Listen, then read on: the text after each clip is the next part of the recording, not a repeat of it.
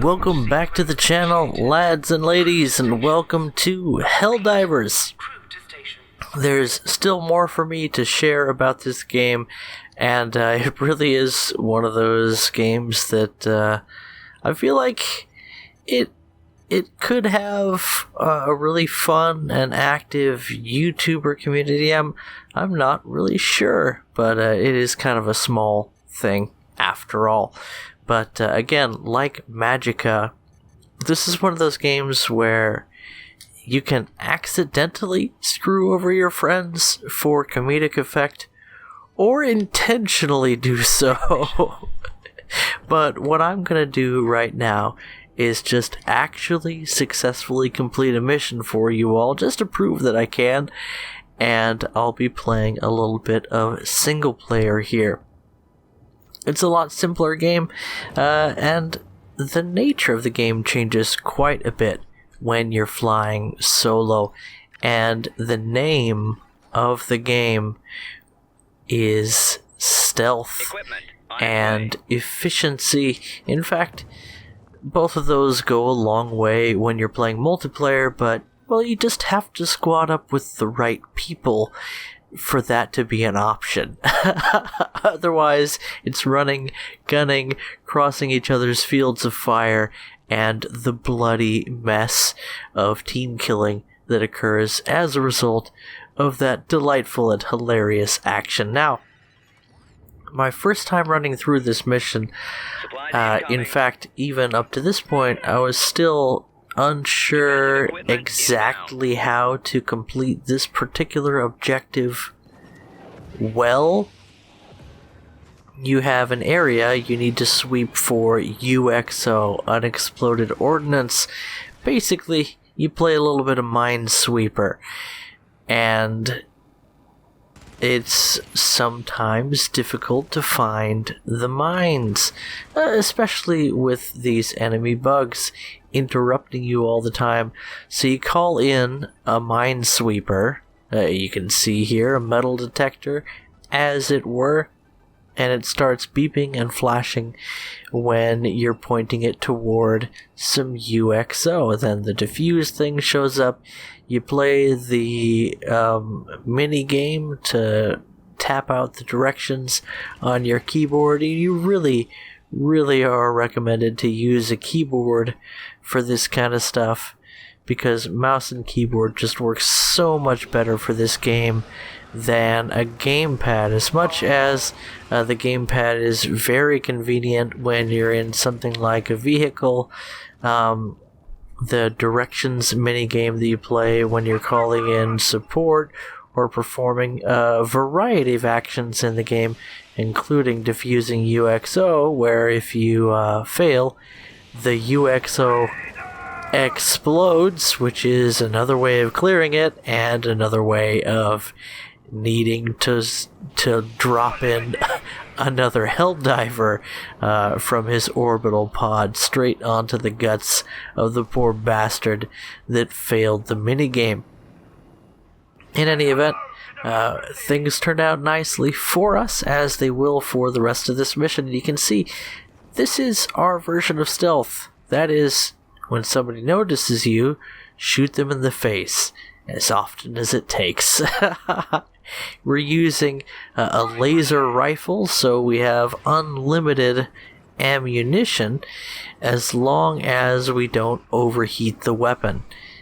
If we overheat the weapon, then we need to change the magazine. Maybe that's some sort of a cooling feature. I'm not sure if we're going to overheat it this time, but it's time to talk about something else, because we're now activating the SAM sites, and I talked about stealth and efficiency, and maybe what I lack in stealth for this section I can make up for in efficiency. So what are we doing now? We've activated these SAM sites, and we need to activate them a second time by playing a much more complicated mini-game of the directions, just like with the UXO. And the second round is random. The first round is always up, down, down, up. So there you go. And if you wait too long, then you have to go through the first round again, just like I'm doing there. Now, why did we wait so long?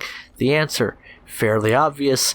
We were getting swarmed by, well, the swarm. So that is what it is. These bugs really remind me of the bugs from Lost. Is it called Lost Planet? No, maybe.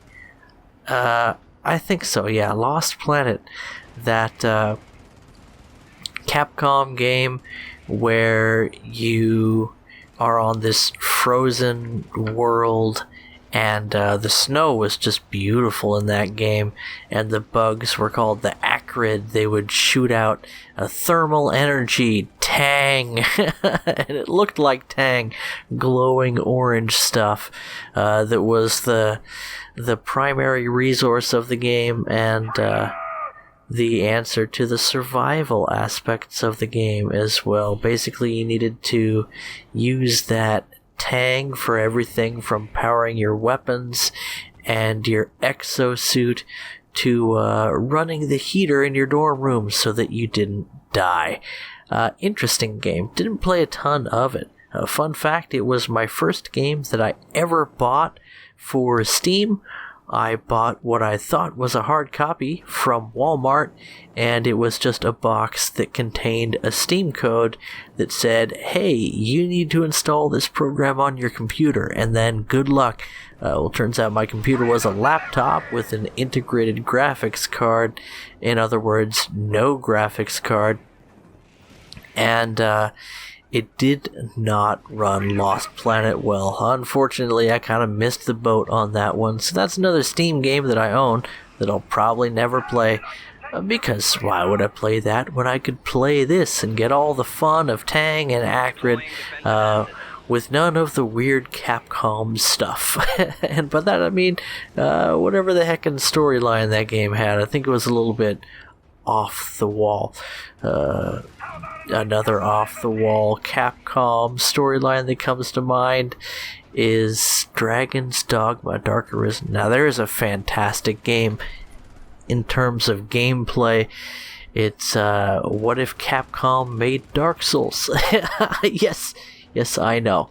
It's a little bit abused, but I definitely got a lot of fun out of that one.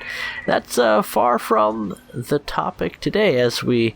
the topic du jour, if you will, as we activate another series of SAM sites. The mission objectives somewhat random for these missions, and you can see there's a different icon on the map to show you where you need to go. It is always delightful when you can just sort of ride the wave and let whoever feels like being the most aggressive in your team lead the way. It's a little sad when nobody decides to lead the way, or when everybody decides to lead the way. But we've called down a little mech. This thing has dual 20mm cannons in each of its arms, so we're having a good time, Panzer II DAC style.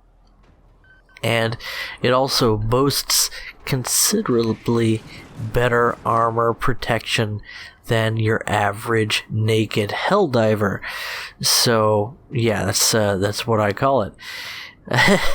So this is always a fun vehicle to sit at an extract point with, the one downside being, well, one of several downsides I suppose, that on top of the fact that you have somewhat limited ammunition, your guns are not as effective against armored targets and nigh unto useless against heavily armored targets like the enemy tanks and tank-like creatures with the propane and the propane accessories that they fling your way. But there's always something else you can do to deal with that kind of stuff, and at the level of danger we're on for this mission, you won't expect to see those things. So I could just run through the whole mission in the mech if I wanted to, but yeah, I saved it for last. I went and saved the mech for last. And now we're playing with Lorenzo and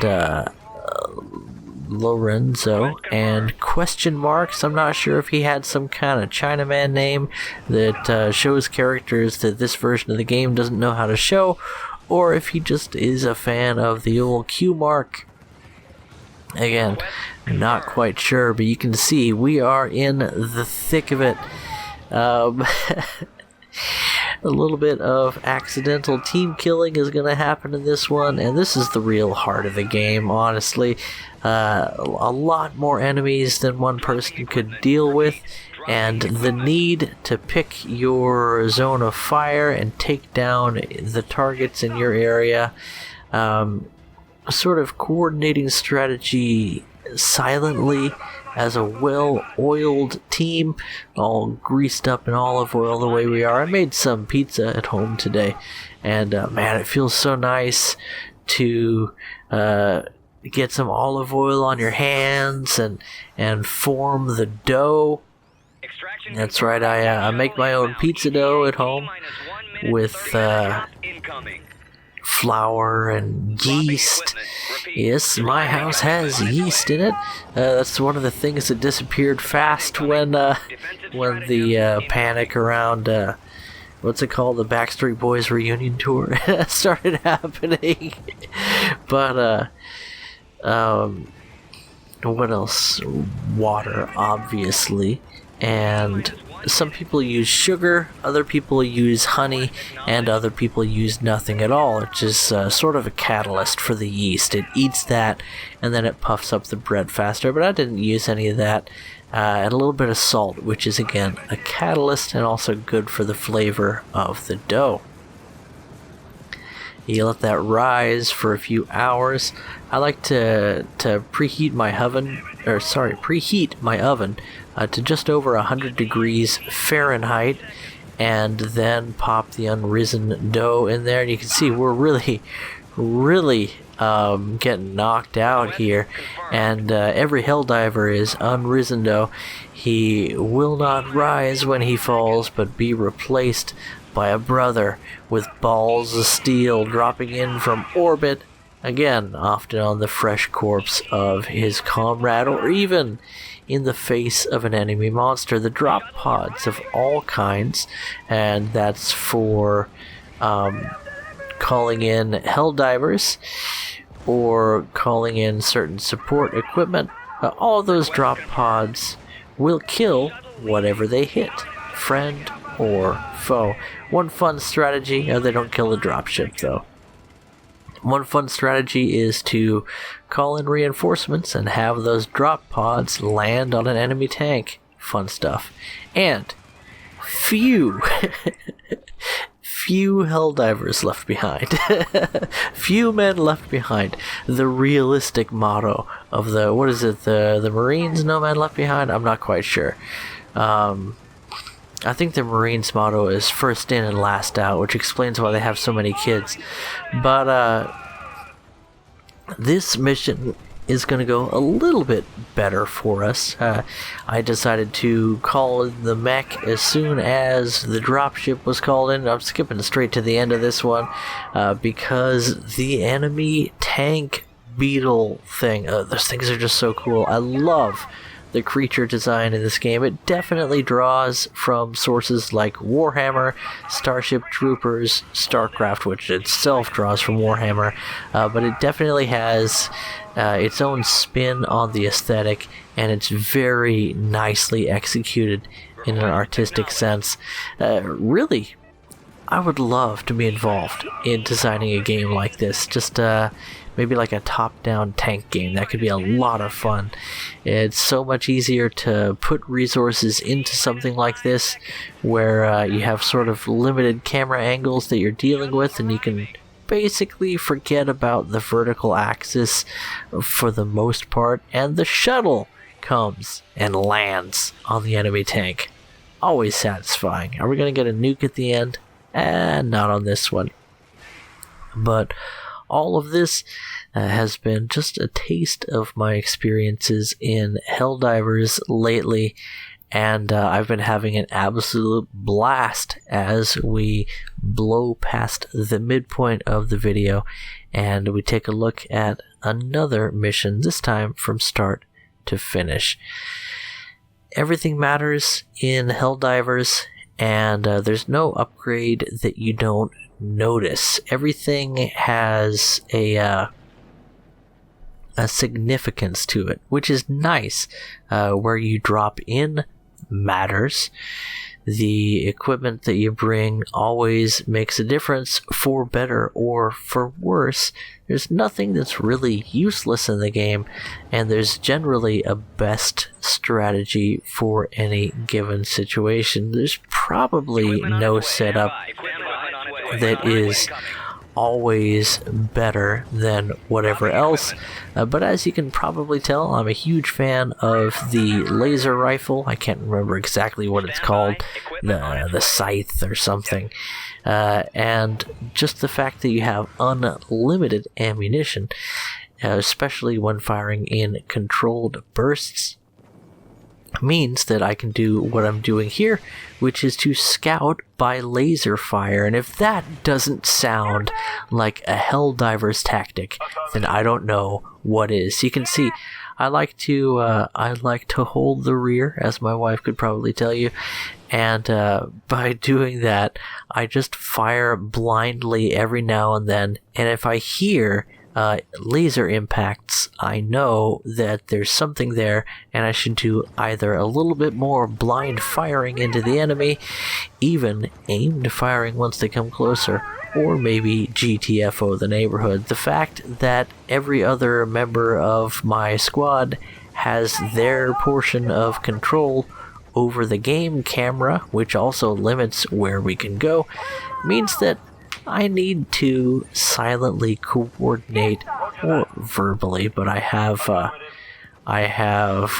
voice comms turned off for this because I don't like voice comms with randos. I never had.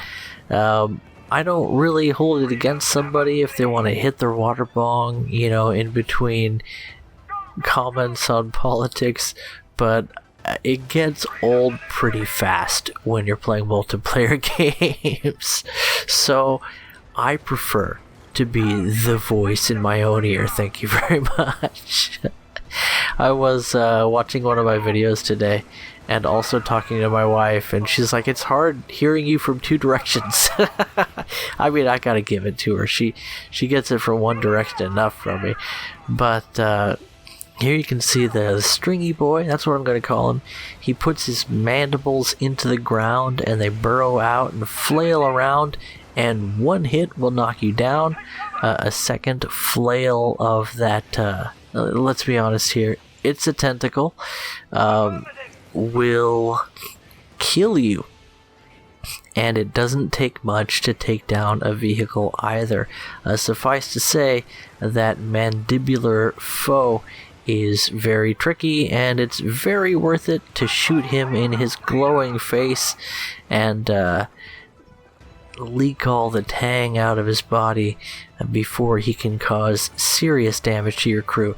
Not just the fact that he can deal so much damage, but also the loss of mobility that you suffer when he shuts off portions of the battlefield with those flailing tentacles can really be bad news.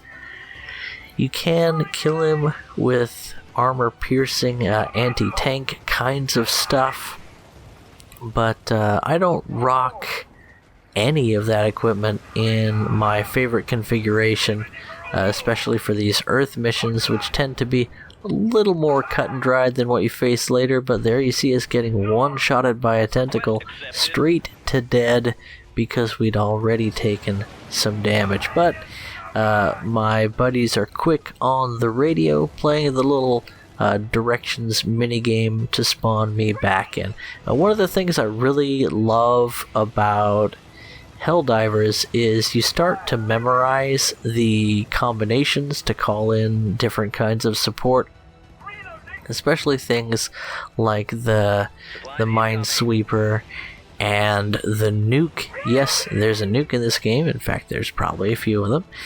And, of course, reinforcements.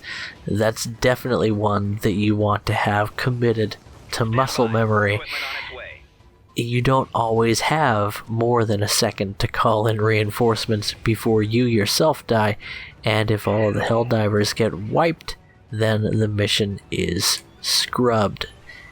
And yet, there is a cooldown for each individual on calling in reinforcements, but only one person can use that ability at a time. So you basically have 4 people who can call in reinforcements with not too bad of a cooldown. On more challenging, more time-consuming missions here, you can read what I'm texting here. Brooklyn was attacking me, and she's freaking adorable. She was jumping on me. She's like, "Dad, I'm going to jump on you." And then she was climbing on me, and she's like, "I'm going to attack you." She always tells me, because it makes it even more fun than when she's a stinker. And I gotta say, I probably encouraged that a little bit. She's definitely allowed to attack me more than she's allowed to attack other people. Daddy privileges, you know. And one day I'll teach her martial arts, but she's not one of those people that, like, you just sit down and teach something to. She's gotta decide that that's what she wants to do, or she's just gonna do something else, because she's got things to do.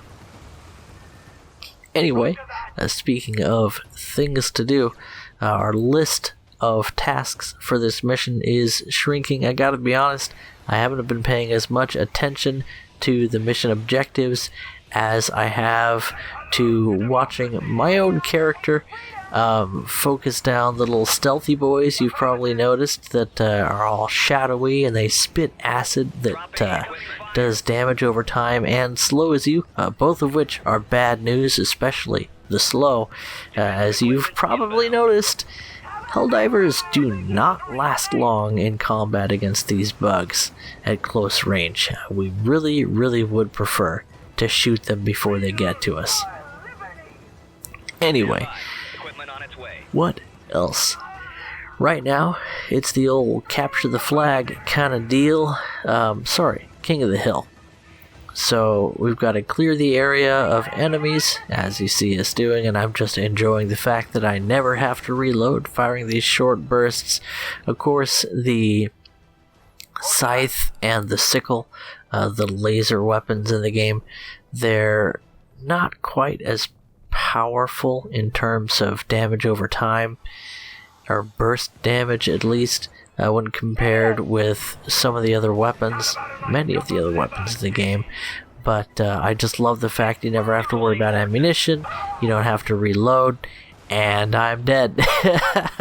So somebody called in an airstrike on that enemy tank, and it did cause significant damage to the enemy tank, and liquefied my own poor avatar, and thus I wait for a respawn. In fact, I'm already back up, because again, my allies in this one, and shout outs to Q-Mark, Strigo, and Lorenzo. You guys were fantastic, and it was a lot of fun playing with you guys. I really enjoyed it. Later on, I think it was later on in the day, things get a little bit hazy. I had a big day today. I spent a lot of time with my girls, took them to the park. They watched the Skater Boys again, except they were actually, oh god, I turned up the volume on my headphones, and okay, that's better. Whew, that's what I get for adjusting my anatomy. But they watched the Skater Boys. They were actually biker boys, biking around in the skate park. We have a delightful skate park here in town, and